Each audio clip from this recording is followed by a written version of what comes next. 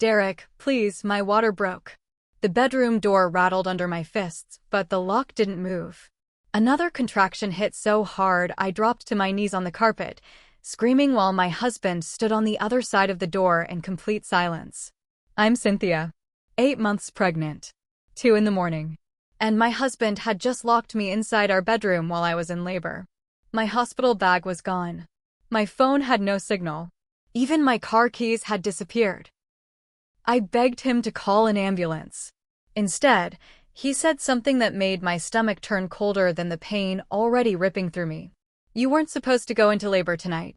Then I heard him downstairs, whispering to someone on the phone. A minute later, the front door slammed open. Heavy footsteps crossed the house. And suddenly, Derek, who had been screaming at me moments earlier, went completely quiet. Then the bedroom lock clicked. Before we continue, please hit the like button, subscribe to the channel, and turn on the notification bell for updates.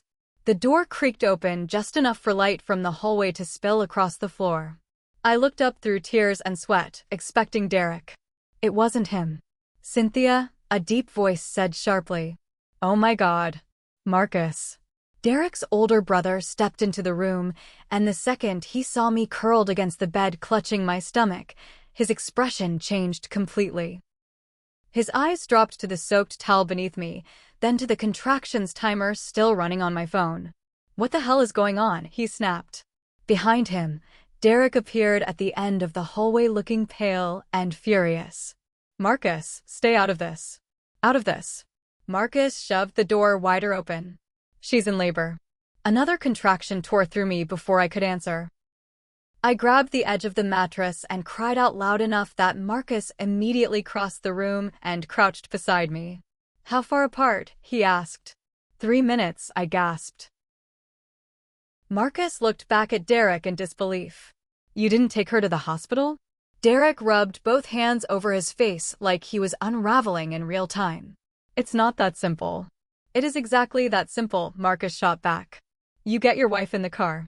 But Derek didn't move. That scared me more than the lock. For weeks, Derek had been controlling and tense in ways I kept trying to excuse. He'd stopped letting me drive myself anywhere after dark. He hated when I talked to my friends on the phone too long. Every argument somehow ended with him accusing me of pulling away from him.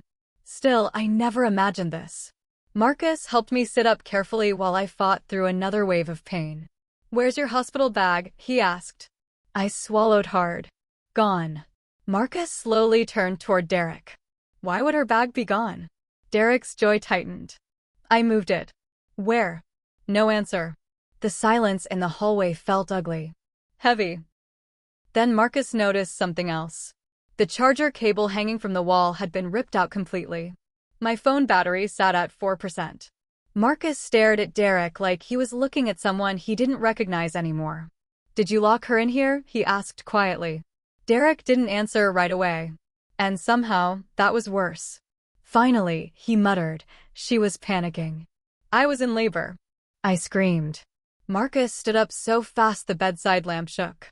You locked a pregnant woman in a room? Derek suddenly looked desperate instead of angry. You don't understand. If she leaves tonight, everything falls apart. A cold chill crawled up my spine. What does that mean? I whispered. Derek looked straight at Marcus. Not me. Marcus' face changed instantly, like he'd just realized something terrible. Then he said the last thing I expected to hear. Derek, he said slowly, did you tell her about the hospital call? Marcus' words hit harder than the contractions. The hospital call? I repeated, staring between them. What hospital call? Derek's face drained of color. Marcus, he warned quietly. No, Marcus snapped. You don't get to do this anymore. Another contraction slammed into me before I could process any of it. Marcus grabbed my arm to steady me while Derek paced near the top of the stairs like a trapped animal. Cynthia needs a doctor right now, Marcus said. We can talk in the truck. But when he started guiding me toward the hallway, Derek suddenly stepped in front of us. No. The way he said it made my stomach twist. Not angry. Terrified. Marcus stared at him. Move. Derek shook his head. If she leaves before I explain, she's going to hate me. What are you talking about? I cried. Neither answered immediately. That silence felt deliberate now, like there was an entire conversation happening around me instead of with me. Marcus finally looked at me carefully. Cynthia, did Derek ever tell you he lost his job? The world seemed to pause. What? Derek closed his eyes. Marcus kept going. 3 months ago. I stared at my husband in disbelief. That's impossible. He leaves every morning. He hasn't had a job since February. A wave of nausea rolled through me that had nothing to do with labor. Suddenly, every strange thing over the past few months crashed together in my head. The overdue bills Derek kept hiding, the arguments about money, the random cash withdrawals, the nights he came home angry for no reason. You lied to me? I whispered. Derek looked broken now. I was trying to fix it before you found out. By locking me in a room? You were already pulling away from me. Marcus swore under his breath. Then Derek said something that made the entire house go silent again. You don't understand what happens if she gets to that hospital. I froze. Marcus looked at him sharply. And for the first time that night, Marcus actually looked afraid.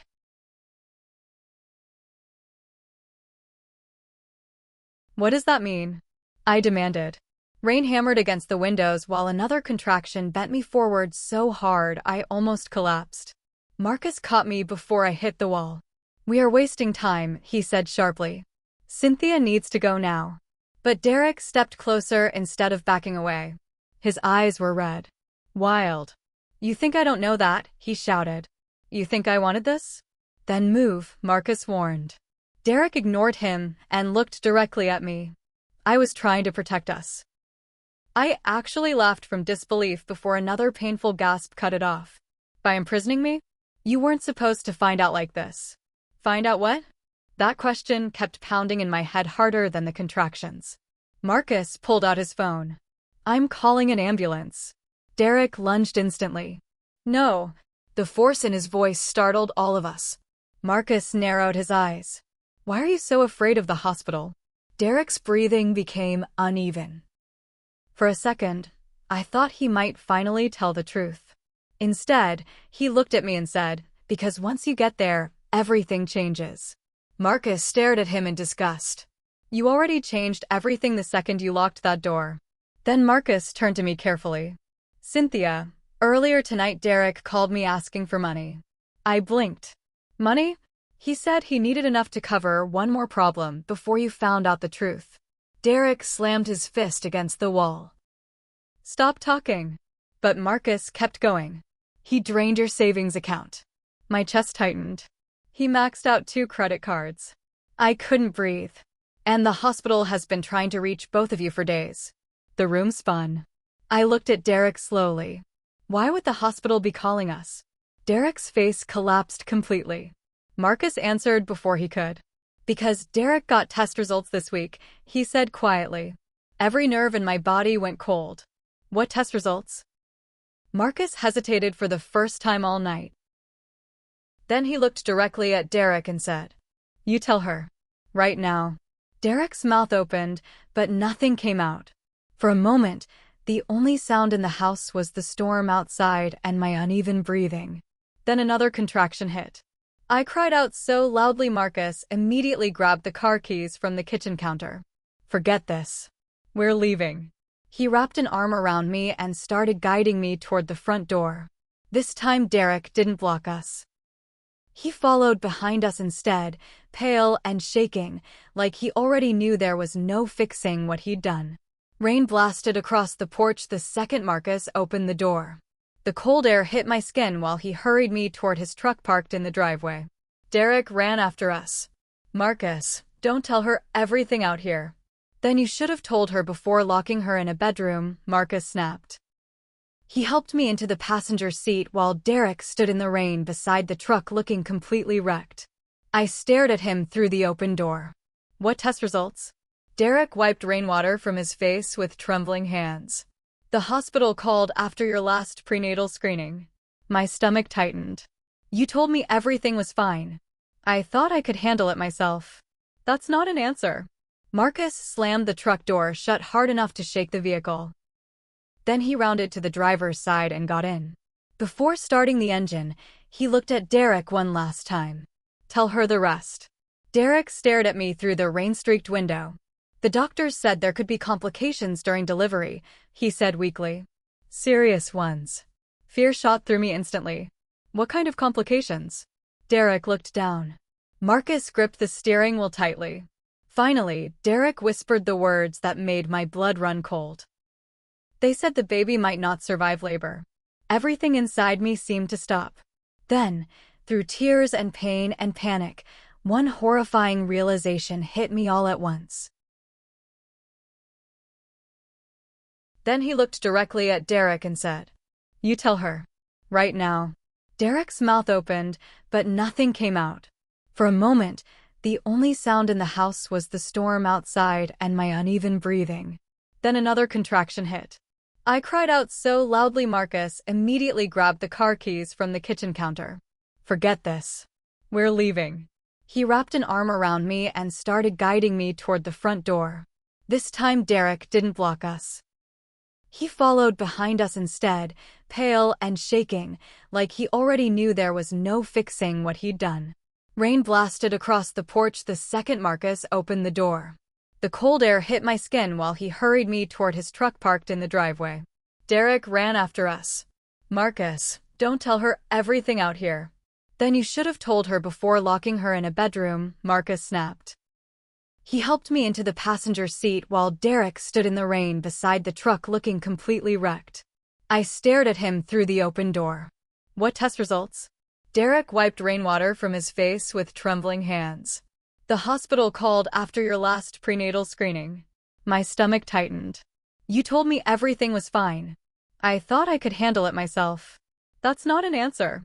Marcus slammed the truck door shut hard enough to shake the vehicle. Then he rounded to the driver's side and got in. Before starting the engine, he looked at Derek one last time. "Tell her the rest." Derek stared at me through the rain-streaked window. "The doctors said there could be complications during delivery," he said weakly. "Serious ones." Fear shot through me instantly. "What kind of complications?" Derek looked down. Marcus gripped the steering wheel tightly. Finally, Derek whispered the words that made my blood run cold. "They said the baby might not survive labor." Everything inside me seemed to stop. Then, through tears and pain and panic, one horrifying realization hit me all at once. "You knew that," I said slowly. "And instead of taking me to the hospital."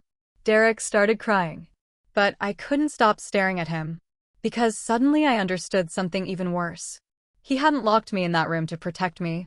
He'd locked me in because he was afraid to face what came next. Marcus tore out of the driveway so fast the tires slipped on the wet pavement. I sat curled forward in the passenger seat, gripping the handle above the window while contraction after contraction ripped through my body.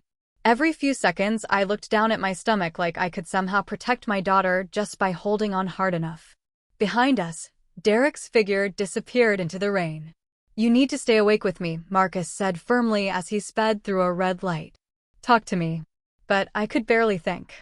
All I could hear was Derek's voice repeating in my head. "The baby might not survive labor." "You said there were complications," I whispered. "What exactly did the doctors say?" Marcus hesitated. "The placenta wasn't supplying enough oxygen consistently. They wanted continuous monitoring the second labor started." "And Derek knew?" Marcus nodded grimly. I felt physically sick. "He got the call alone after you missed your appointment last week," Marcus explained. "They'd been trying to reach both of you after that." I remembered it instantly. Derek insisting we skip the appointment because I needed rest. Derek deleting missed calls off the home phone. Derek standing beside me whenever my cell rang. Every warning sign I ignored suddenly felt unbearable. He thought if he could keep everything under control for one more night, he'd figure out how to tell you, Marcus said quietly. But Derek hasn't been thinking clearly for a long time. By the time we reached the hospital, nurses were already waiting outside with a wheelchair. Everything after that became chaos. Bright lights. Doctors shouting questions. Hands moving across my body. Machines beeping too fast. Someone asking how long I'd been in labor. Then Marcus answering for me. She was locked inside her house. The room went silent for half a second. That silence scared me almost as much as the emergency alarms that followed. Doctors rushed me into surgery within minutes. Right before they wheeled me through the operating doors, I saw Derek running into the hospital lobby, soaked from the storm. A security guard stopped him immediately. I'll never forget the look on his face when the nurse told them what happened. Not anger. Not panic. Shame. Then the doors closed between us. The surgery felt endless. At one point, everything around me blurred into voices and pressure and terror. I remember hearing someone say the baby's heart rate was dropping. Then, one sharp cry. Small. Weak. But alive. The entire room changed. I broke down sobbing the second they placed my daughter near my face for half a second before rushing her to the NICU. She was tiny. Too tiny. But she was breathing.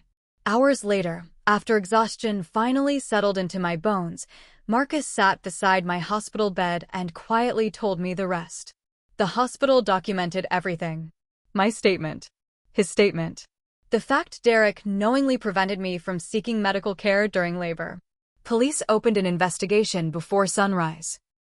And once financial records started surfacing, things got even worse. Derek hadn't just hidden debt. He'd forged my signature on loan papers. Drained our savings completely. Borrowed money from family members using fake emergencies. By the end of the week, even his own parents stopped defending him. 3 weeks later, I moved into a small apartment near my mother while my daughter slowly gained strength in the NICU. The first night I finally brought her home, Marcus carried her car seat inside for me. As I laid her gently into the crib beside my bed, I stood there watching her tiny chest rise and fall in the quiet darkness. And I kept thinking about that sound. The bedroom lock clicking open. The moment everything changed. Because the man I married locked me inside that room. But the man who opened the door saved both our lives.